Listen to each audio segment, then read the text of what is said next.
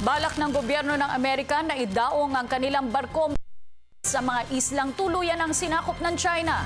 Ito ay para masiguro ang freedom of navigation sa mga lugar na inangkina ng China sa West Philippine Sea. Ayon kay Defense Secretary Volter Gasmin, hindi na bago ang balitang ito para sa kanila dahil matagal na itong ginagawa ng Amerika. Bukod dyan, makatutulong din ito, ani Gasmin, para malaman kung patuloy pa rin ang ginagawang panghaharas ng China sa mga mangingisda sa West Philippine Sea. Samantala, sa bisa ng Visiting Forces Agreement ng Pilipinas at Amerika ay maaaring dumaong ang barko ng Amerika sa ating bansa. What can we say about that? They've always been doing that in the first place.